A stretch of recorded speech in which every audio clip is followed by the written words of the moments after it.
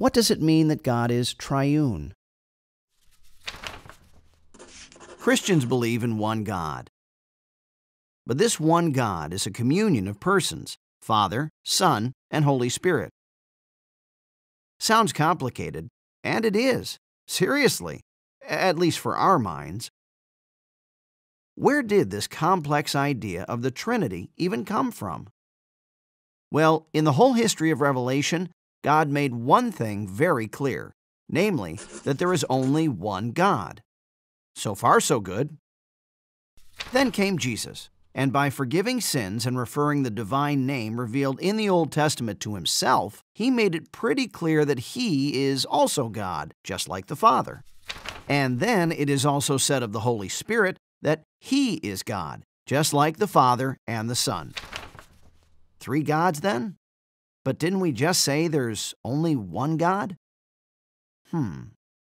Since this really is complicated, there have been several attempts to make things easier again. Proposal 1. Why not turn the Father, Son, and Holy Spirit into three masks used by the one God?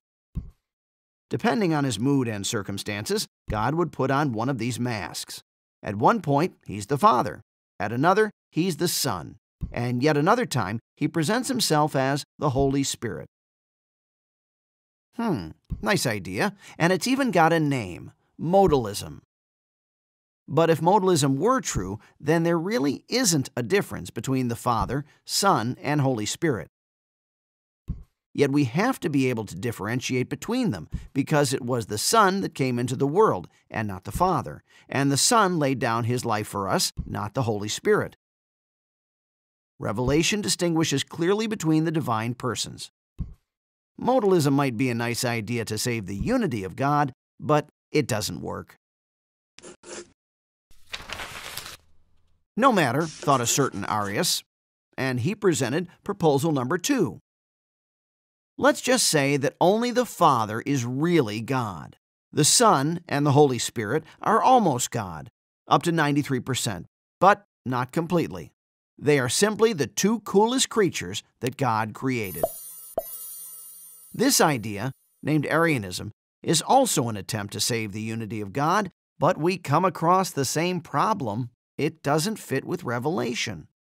Jesus made his claim to divinity pretty clear. The Father and I are one. And this is just one of many of Jesus' statements that doesn't square well with Arianism. Let us not forget that even the most sublime creature is still infinitely beneath its Creator. So, there aren't really many options. We have to take Revelation as it is. God is one, and God is three. That is, God is one in regards to his divine nature, and three in regards to the divine persons.